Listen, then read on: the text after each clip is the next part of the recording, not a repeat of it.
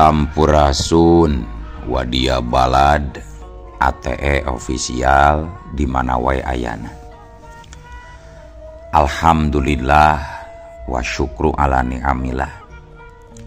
Kalayan diwuwuh ku qabul anu maha agung, dibarengan ku pangijabah anu maha kawasa. Diiring ku kadeudeuh kanya Gusti anu maha suci, urang ayeuna dugi kadanget ayeuna masih keneh tiasa ditepang dangukeun deui dina acara anu matuh kamemet urang sadayana, nyatana dina pagelaran dongeng Sunda jejer carita pedang mayit bagian anu ka 13 nanya pamiarsa. Ieu dongeng mangrupikeun buah karyana Kang Asep Rudiat Pajrin ti Palihan Bogor. Kangge Kang Asep ngahaturkeun rewu nuhun laksa ketika bingahan rehna parantos ngintunkeun naskah sakaligus ngawidian mamang kangge medar ieu dongeng dina channel ATE official ieu. Atuh sumangga kanu teu acan subscribe kantun subscribe heula. Ngarah langkung pogot sareng langkung sumangat deui ka si mamangna dina enggoning medar ieu dongengna. Nging hilap di like di komennya nu saseueur-seueurna. Lainna naon, mamang mah sok bingah kitu nya. Upami maosan komentar-komentar ti para wargi sadayana teh. Kalintang bingahna deui upami mah link video mamang ieu dipangeserkeun atanapi dipangbagikeun. Atuh ngarah teu nyangkolong tingkana waktos sumangga ayeuna mah urang lajengkeun deui dongeng pedang mayit bagian anu ka 13. Kumaha salajengna sor cikopina betot simutna pagan heula tali kolorna bisi morosot merezel morozol uzel-uzelan di tengah jalan. Tumpak dong dong tes.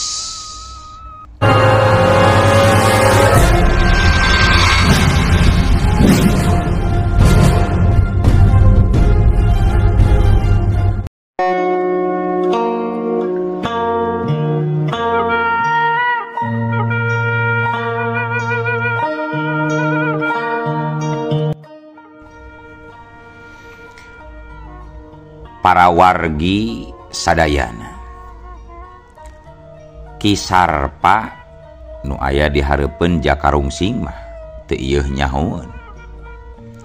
Yen Jakarungsing teh keur meunang pepeling papadon tinu jadi guruna.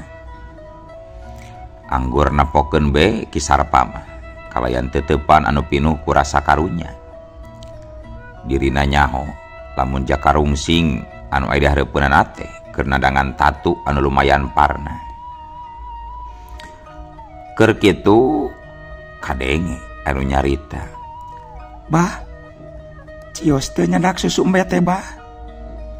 Ceuk Nyi Kayah satengah ngahareos nyarita ka Kisarpa. "Oh, nyanyi. Jadi atuh, mah nya teu jadi. Nya ieu susu teh pikeun ubar jangjaka. Kita we barudak kai masih karenanya bejakeun. Cek aki kita menta susu embe anu murni gitu 2 letereun mah jeung jang Jakarungsing." "Mangga atuh, Bah." Sanggeus kitu mah Nyi Kayah ngoleset nuju kaluar.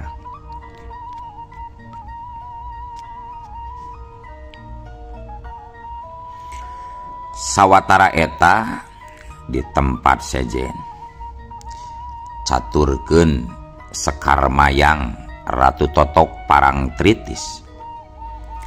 Sekar Mayang masih keneh terus lempang pikeun neneangan laratan Jakarungsing. Eta wanoja anu asalna ti Tatarowetan teh meunang pancen ti akina. Nyaeta Eyang Gentok pikeun nepungan Jakarungsing. Ari maksudna mah nyaeta pikeun menta tulung ka Jakarungsing anu aya di Tatar Pasundan. Ari Eyang Gento teh mangrupakeun hiji tabib sakti di Tatar Wetan. Hiji waktu mah Eyang Gento pernah ngayakeun mujasmedi pikeun leuwih ngaronjatkeun deui ilmu pangartina dina widang katabiban. Tina hasil mujasmedi eta Eyang Gento menang pituduh yen aya hiji mustika anu bisa ngubaran segala rupa panyakit.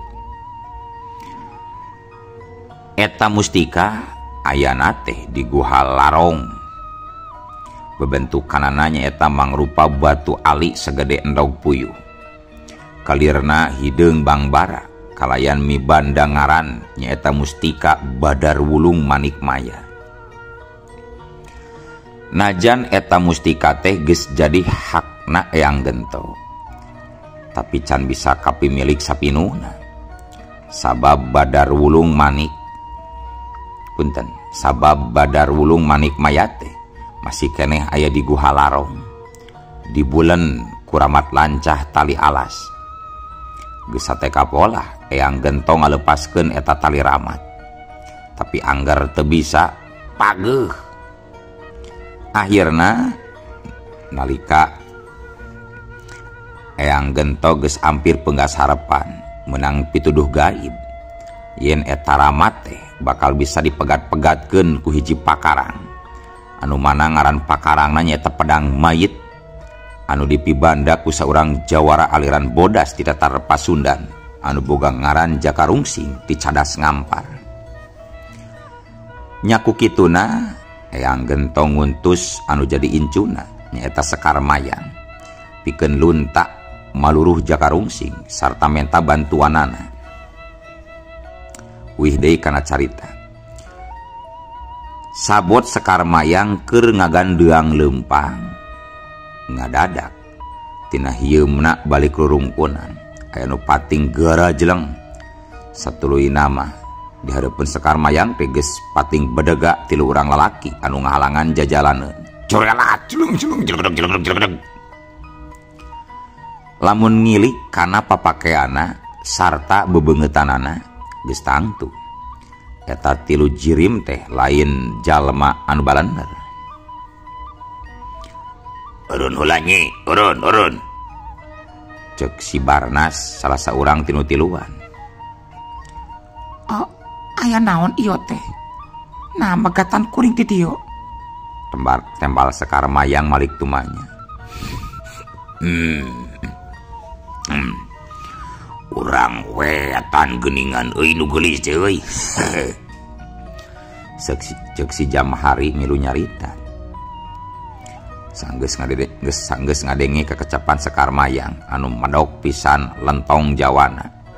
Ki Jamhari bisa nebak yen Sekar Mayang teh urang wetan. Kabeneran euy, sok pulen bikang ti wetan mah pepel pedo cenah euy. Cek si Bagor pipiluan ngomong. Halik tong ngahalangan jalan kuring eto. Kuring rek lompang. Rek lompang gitu. Rek lompang ka mana atuh denok teh teh. Mending oge milu we jeung akang tiluan. Urang senang-senang, urang ngeunahan ngambah sagara kanikmatan berang-berang. Si Barnas nyaritana bari dibarengan ku pamolahna anu cunihin pisan. Monggos tong dilobakeun ngabacokak lah. Gancang tewak eta bikang teh euy, urang purak bebarengan. Engke sesana kakarak dikeun kakang Durupala euy. Ngadenge caritaan ti baladna nu sarupa kitu, atuh si Barnas jeung si Bagor langsung nyerenteng rek newak Sekar Mayang. Setet Ngan orokaya. Sekar Mayang lain wanoja biasa. Barang leungeun si Barnas nyolongkrong teh gancang bae dipapageun ku totokan kana urat pentingna. Siut tatak. 2 panotok nyayang anu ngajadikeun sapasang leungeun si Barnas ngadadak jadi heuras jeug-jeug teu bisa digerakeun deui. Nyaksian batur anu pangartina aya disahureun maranehanana bisa ditaklukeun ukur sageprakan. Si Jamhari jeung si Bagor ada caruring hak oge. Tuluy duana maresat bedogna sewang-sewangan. Sereng. Kalayan teu nyarita deui, si Bagor jeung si Jamhari pating jorelat ngaheumbatkeun bedogna. Hiat, siut. Khusus. Dua bedog pating kolebat. Gurilapna matak saber pikeun anu nenjo. Tapi Sekar Mayang mangrupakeun hiji jawara wanita anu geus asak nyuprih pangarti nyungsi pangabisa ti dua urang guruna. Nyata Eyang Gento jeung Eyang Durgandini. Jadi mangsa dua bedog sajengkal deui rek narigas kana awakna teh. Ngan sakilat Sekar Mayang nyingcat bari ngasupkeun dua panotokna. Wusus tak. Saterusna mah nasib si Jamhari jeung si Bagor oge sarua bae jeung nu karandapan ku si Barnas. Leungeun-leungeunna jadi hareuras teu bisa digerakeun. Teu ukur samet dinya Sekar Mayang ngolebat notok urat-urat penting dina palebah beuheung nu tiluan.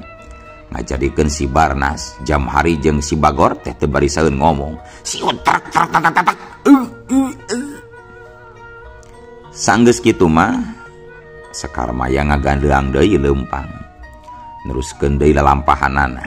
Teu malire kanu tiluan anu geus jaleg-jereg lir ibarat patung.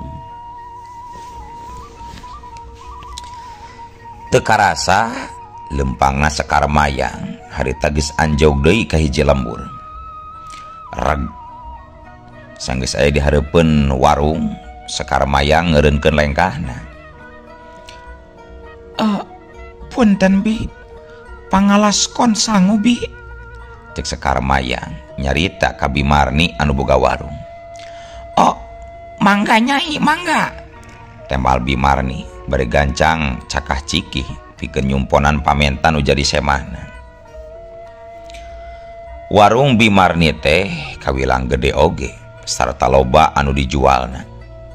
Tapi kayaanana rehe nu aya dina mangsa harita teh ngan ukur Sekar Mayang jeung saurang lalaki anu keur ngopi.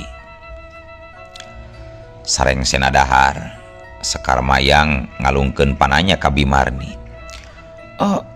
Mani jarompling kieu Bi. Nyaeta puguh ge Nyai. Ti isieun icalan ayeuna mah teu sapertos kapungkur Nyai. Cek Bimarni bangun bari lumengis nyaritana teh. Nah, kunaon tiasa kitu Bi? Biasa nama sok rame kitu Bi. Muhun Nyai. Kapungkur mah warung Ibi teh pinuh bae unggal dinten oge. Dugi ka 2 kali ngaageungan ieu teh warung. Margi teh cekap kangge tamu nu carali. Teras ayeuna naha janten rehe Bi? Memeh nembalan pananya ti Sekar Mayang. Bimarni katempo luak lieu keula sakedeung. Pugunya eta Nyai, ti saprak anggota karaman cakar iblis kumawasa di lembur teh nu daratang ka warung Ibi janten sakedikan. Sakapeung mah daya pisan eta teh Nyai. Sarieun tayohna mah. Sakedap de oge sok aya nu ka dieu tah anggota karaman teh pikeun nyuhunkeun pajeg bari sakantenan sok ngaropi Nyai. Oh, kitu nya Bi. Muhun leres pisan Nyai. Kapungkur mah aman di lembur teh. Waktu sekaraman lodaya ireng jumeneng keneh mah. Margi Kang Gopar salaku jadugna teh urang dieu pisan. Oh, janten ayeuna mah tos teu aya panginten eta karaman lodaya irong teh ni. Muhun Nyai. Numutkeun wartos nu katampi mah. Eta karaman lodaya ireng teh parantos ditumpur lodeskeun ku urang lembur Jatingora. Kalebet Kang Goparna oge tos binasa. Numawi ayeuna teh bijil deui karaman anyar. Margi tos teh saingan panginten Nyai. Nya mugi we karaman nu ieu oge tiasa saenggalna aya anu nempesnya Bi. Mudah-mudahan Nyai, mudah-mudahan. Ke. dupi nyai teh kawit di mana jeung bade ka mana? Sapertosna nyai mah lain ti tatar Sundanya, di Palihwetan geuning logatnya reos nama nyai. Laras bi, abi mah asal ti Parangtritis. Maksud teh bade ngapuceung ka Cadas Ngampar. Kinten-kintenna tepih kenen tuh eta Cadas Ngampar teh bi. Cadas Ngampar nya lumayan tebih atuh ti dieu mah nyai. Pami dibujeng kumapah mah kirang langkung kana 2 mingguan deui eta teh nyai. Tebih kene keningnya bi. Laras nyai tebih kene. Nanging upami tumpak kuda mah kirang ti saminggon oge tos dugi eta teh nyai. Puguh ge bi. Satadina mah abdi oge pada tumpak kuda. Margi seepen pekel nya kepaksa kudana diical di jalan tapi. Oh gitu. Nya wios we atunya nyai. Batan temendak tuang keun we mapah ketang. Mohon kitu pisan bi. Kela-kela nyai. Dupi nyai bade naon ka Cadas Ngampar teh. Saketerang ibi mah eta tempat teh sanes pilemburan.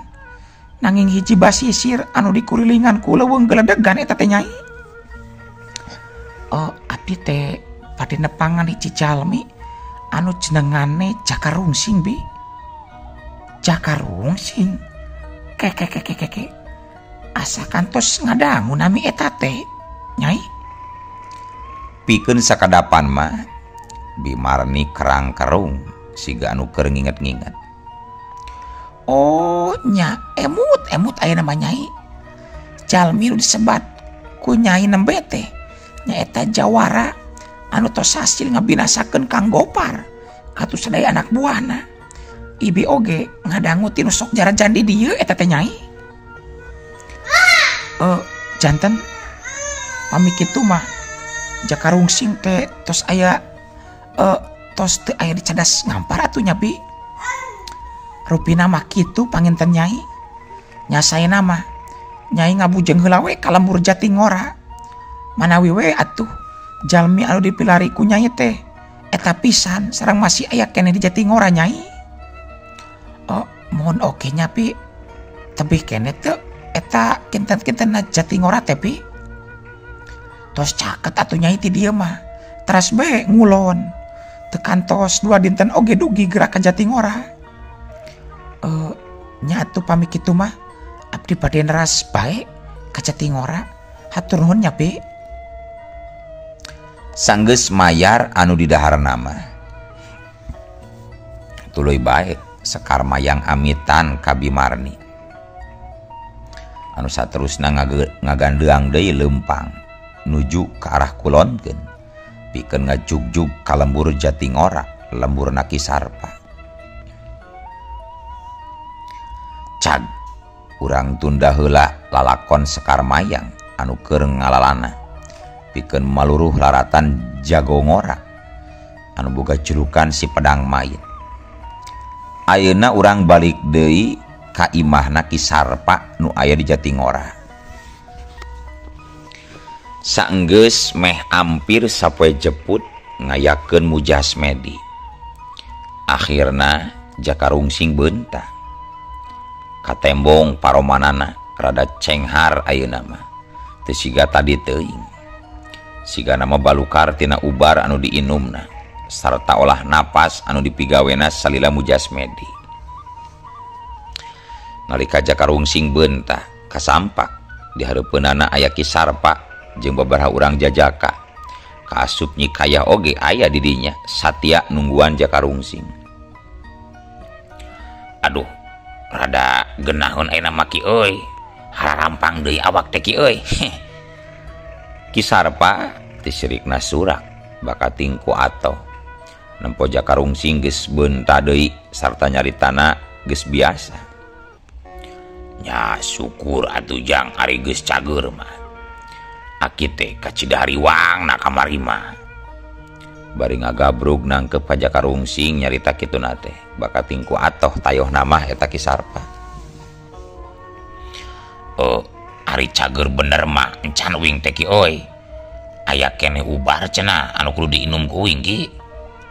Ubar. Nah ubar naon eta teh Jang?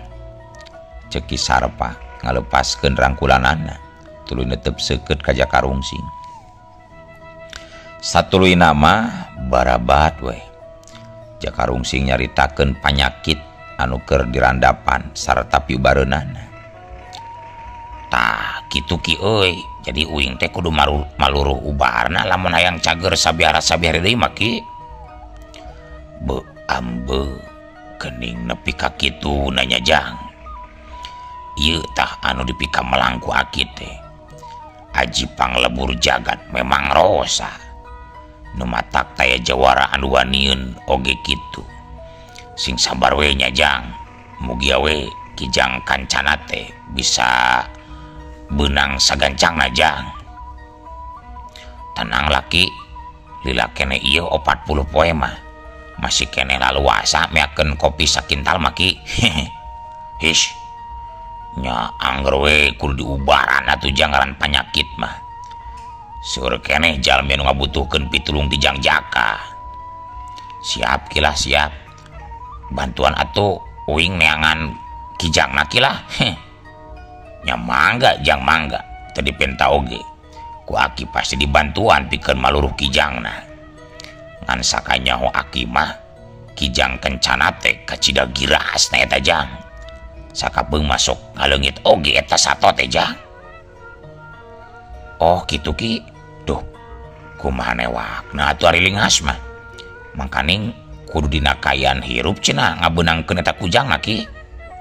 Cek Jakarungsing jadi hulang-hulang. Sabot keur kitu kadenge nyikayah milu mairan. Akang emut keneh teu kaki pantrong si Dewa Jamparing Kang. Nya inget atuh kaya karek oge 3 poe ka tukang 2 poe ka tukang getang rek naon make nanyakeun eta jalma nyi rek dititah ngamen hareupeun akang pikeun ngahibur akang peda akang keur gering. Sanes kitu Kang, sanes kitu maksud abdi mah. Nah kumaha kitu maksud kaya? Kumaha upami urang nyuhunkeun bantosanana Ki Pantrong kanggo newak Ki Jang kancana. Apanan tos kasaksian ku nyalira kumaha parigala Ki Pantrong dina enggone ngulinkeun Jamparingna Kang. Abdi yakin upami Ki Pantrong tiasa ngengingkeun eta sato hirup-hirup Kang. Duh, bener oge euy kaya euy. Akang karek inget ya. Nya bener kaya bener. Oh, jadi Jang Jaka teh kungsi panggih jeung Ki Pantrong tukang debus. Cek Ki Sarpa milu nyarita. Nya Ki, waktu rek ngubaran Bisarti kuing teh papanggih jeung Ki Pantrong tah dibarengan ku Nyikaya. Memang hebat inceran Ki Pantrong teh Ki. Bener cek Nyikaya. Manehna tang tue bisaeun meureun ngarah kana suku atawa kana naon bae anu sakirana teu matak maehan Ki Jang. Kana celina oge bisa we. Ngan kete berean tali dina anak panananya ngarah teu kabur deui. Tah, kitu pisan maksud abdi teh Kang. Nya kaya euy, pinter oge geuning Nyikaya teh. Da memang bener atuh. Lamun akang nu newakna giras-giras teh matang tuna oge bakal dihantem tah ku gelap sayuta atau dibabet ku pedang mayit. Lamun geus kitu dina benangna oge apanan moal ka arah da hancur teh tangtuna oge.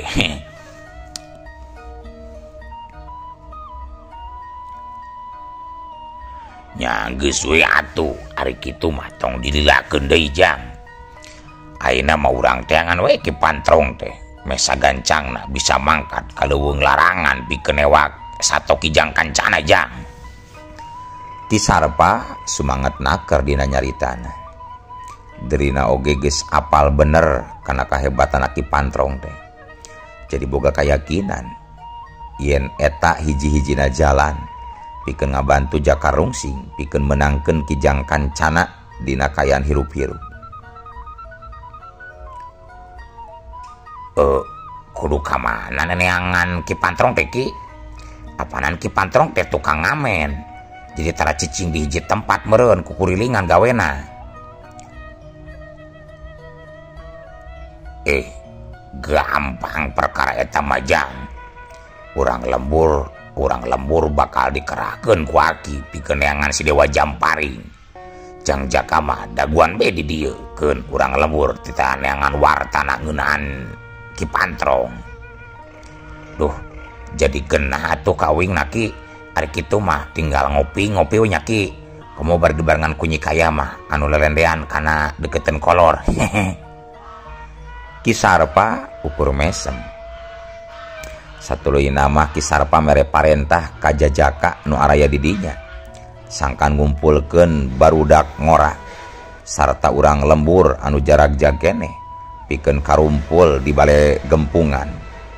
Pikeun newakan soang anu disada bae ngagandengkeun ngaganggu Mang Agus anu keur ngadongeng. Aduh punten. Maksudna mah warga lembur rek dibere pancen pikeun maluruh laratan Ki Pantrong.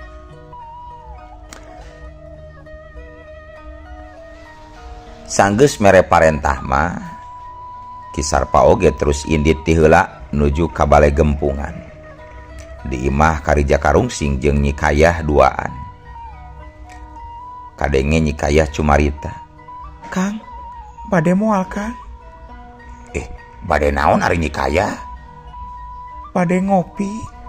Ta kabeneran ye Nyi euy. Memang keur hayang pisan ngopi akang teh Kayah euy. Asa jangar ieu teh kana hulu. "Sakedap atunya Kang, bade ngadamel heula." "Nya, jung atuh. Tong make lilanya." Nyi Kayah imut. Satulina gancang murukabat ka dapur rek naheur cai. Sajeroning nungguan cai ngagolak, Nyi Kayah bari ngumbar lamunan. Beuki dieu teh tarasaana asa beda ka Jakarungsing teh. Rasa nu salila ieu disimpen na jero dada. Hiji rasa nu asalna ukur pikeun hiji Jajaka anu ngaranna Wiguna. Tapi ti saprak panggih jeung Jakarungsing. Eta rasa teh bijil deui. Wiguna teh mangrupakeun muridna Ki Sarpa. Ngayakeun hubungan jeung Nyi Kayah, duanana pada mika cinta. Ngan hanjakal Wiguna teu wani nyarita langsung ka Ki Sarpa. Sieun wae majar teh boga kasempetan ngobrol paduduaan teh lamun Ki Sarpa keur kabeneran kaluar imah atawa memangkatan ka lembur sejen. Sabenerna kacida gedena duriat Nyi Kayah ka Wiguna teh. Ngan sanajan kitu Nyi Kayah teu waleh nolak lamun Wiguna menta nyabak cubak cabak jeung tual toel teh. Nyari ukur nyabak leungeun masok diantep, lumayan gegetekan oge. Hiji waktu Wiguna maksa hayang nyusuk cenah. Atuh nyerekoyah kekepesan. Cilakana nalika Wiguna mamaksa erek ngemong susu, Ki Sarpa datang atuh puguh Wiguna teh beak ditenggelan ku Ki Sarpa. Disangka nama Wiguna terek mirusak merkosa Nyi Kayah. Nyati samet kejadian harita Wiguna tara datang deui latihan. Malah mah di imahna oge eueuh. Akhirna Nyi Kayah menang beja. Yen Wiguna teh geus lunta ninggalkeun lembur Jatingora. Pikeun ngumbara neangan ilmu kadugalan. Sigana mah nyerieun hate ku Ki Sarpa anu geus ngagebugan Wiguna. Tah ku kadatangan Jakarungsing ka lembur Jatingora, seolah-olah mawa harepan geusan jadi panghegar di taman hatena anu geus lila ngaranggangan. Punten, anu geus lila ngarang-rangan. Najan nya oge paripolahna Jakarungsing teh saliwat mah siga jalma anu kurang saeundan, tapi hatena mah bager sarta teu cunihin. Ngagolakna cai muyarkeun lamunan Nyi Kayah. Atuh gancang bae Nyi Kayah ninyuh kopi. Satuluyna mah dibawa ka tangah imah pikeun disuguhkeun ka Jakarungsing. Para wargi sadayana wanci manjing kasarepnakeun.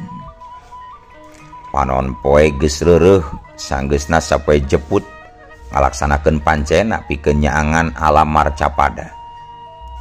Sakedeung deui eta pancen teh bakal lekasan baris diserenkeun ka sakadang bulan anu bagian nyaangan peuting. Eta sakabeh geus mangrupakeun salah sahiji bukti yen pangeran anu maha kawasa mah moal ngantep makhlukna aya dina poekna ieu dunya. Salila masih keneh hirup mah manusia moal dibere poek. Sapoek-poekna alam dunia pasti bakal aya kelemeng-kelemeng seeutik mah. Dangke oge lamun geus waktuna mah bakal datang hiji mangsa di mana manusia asup ka hiji alam anu kacida mongklengna anu bisa nyaangan ngan saukur amal hadina sorangan. Caang poekna eta alam kumantung kana laku lampahna salila gumelar di alam dunia. Kulantaran waktosna tos teu nyekapan nyacag urang ecageun heula ieu dongeng dugi ka dieu.